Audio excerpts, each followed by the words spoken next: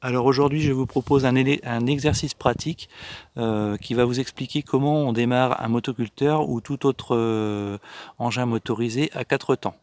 Donc la première des choses, avant de démarrer un moteur, il y a des choses à vérifier.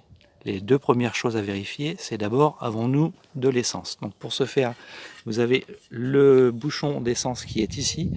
Donc on voit que c'est juste de l'essence parce qu'il y a là juste uniquement la pompe à essence. Si vous avez une pompe à essence plus une goutte d'huile, c'est-à-dire que c'est du mélange, donc c'est un mélange d'essence et d'huile qu'il faut mettre à l'intérieur. Mais bien ici, ce n'est que de l'essence puisqu'il y a une seule pompe à essence. Donc normalement ici, on ouvre le robinet, enfin le réservoir.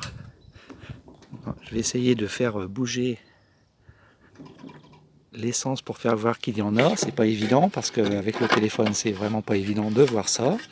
La deuxième vérification à faire se situe sur l'avant du motoculteur. C'est ici au niveau du bouchon d'huile. Donc ici vous avez le bouchon jaune où il y a l'huile du moteur donc qui permet de le refroidir. Donc il faut vérifier bien sûr qu'on a de l'huile. Donc pour ce faire, je dévisse le petit bouchon et vous voyez là ça coule, donc il y a largement de l'huile. Donc je referme aussitôt. Donc ça c'est les deux premières étapes. Une fois que ces deux étapes là sont faites, on peut sans problème démarrer un moteur sans difficulté.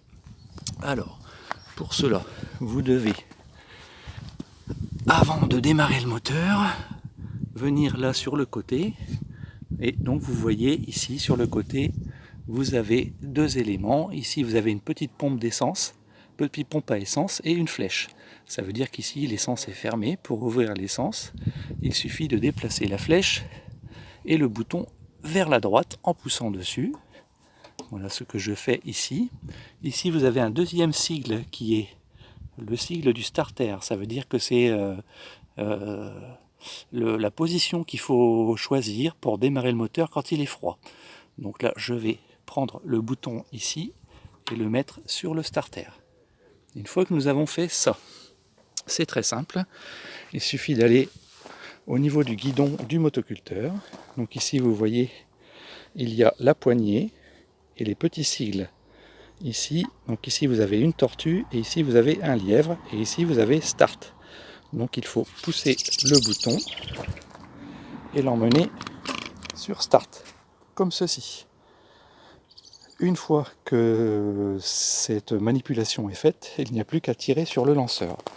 Donc le lanceur, c'est la petite poignée qu'il y a ici.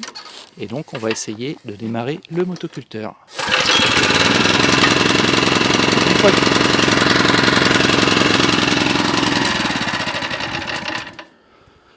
Voilà, donc maintenant vous savez comment démarrer un motoculteur.